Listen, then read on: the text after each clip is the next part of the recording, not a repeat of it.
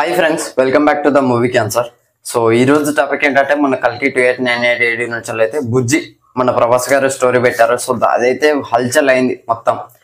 So ఆ రోజు అయితే వీడియో చేయడానికి కుదరలేదు అండ్ నిన్న కూడా కుదరలేదు అండ్ ఇవాళనైతే ఇప్పుడైతే ఈ వీడియో చేస్తున్నా. పొద్దున దేవర వీడియో చేసా, తర్వాత వీడియో చేద్దాం అనుకున్నా కానీ వర్క్కి వెళ్ళిపోయాను అనమాట. సో అది పక్కన పెడితే బుజ్జి గురించి మాట్లాడుకున్నాను. Let's talk about Bujji. So Bujji అనగానే అది ప్రభాస్ గారు మళ్ళీ దాన్ని మెన్షన్ చేసి వెయిటింగ్ ఫర్ బుజ్జి, మన లైఫ్ లో ఒకరు రాబోతున్నారా అని చెప్పేసి ఇట్లా చెప్పగానే ఏమనుకున్నారంటే ప్రభాస్ గారి పెళ్లి అనుకున్నారు. చాలా మంది అయితే ప్రభాస్ గారి పెళ్లి అనుకున్నారు, కానీ అది ప్రభాస్ గారి పెళ్లి కాదు.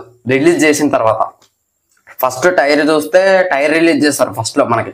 అది కర్ణుడి రథచక్రం అని చెప్పేసి అన్నాం. సో అదైతే కాదన్నమాట.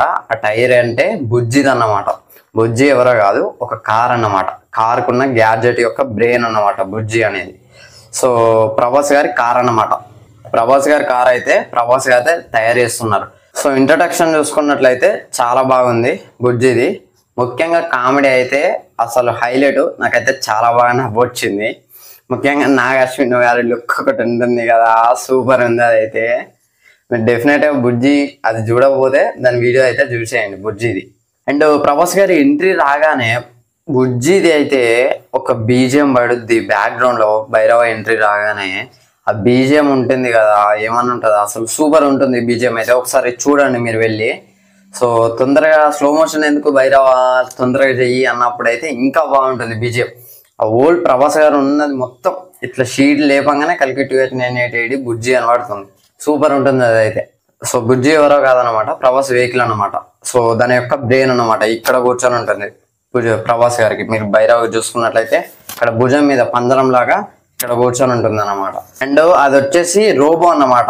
ఇట్స్ లైక్ రోబో అన్నమాట, రోబో కార్ అన్నమాట. అండ్ ఈ బుజ్జికి డబ్బింగ్ చెప్పింది ఎవరో కాదు, కీర్తి సురేష్ గారు అన్నమాట.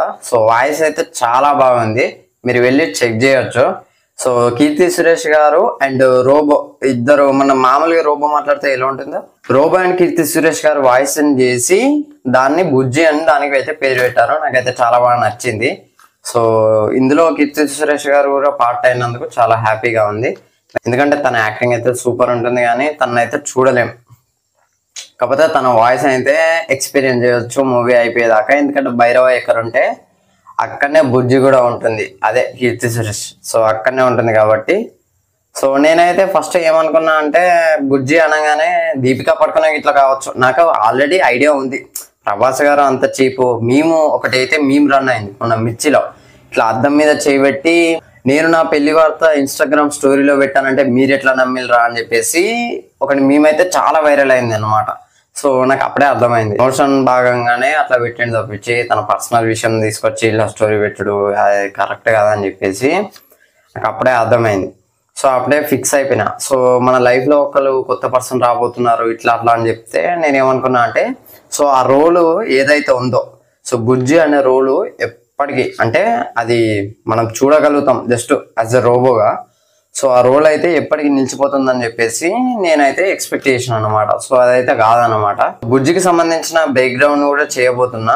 సో దానికల్లా వీడియో మీకు కావాలంటే మన ఛానల్ సబ్స్క్రైబ్ చేయండి. వీడియో నచ్చితే లైక్ చేయండి, షేర్ చేయండి, కామెంట్ చేయండి. Channel thanks for watching. By by.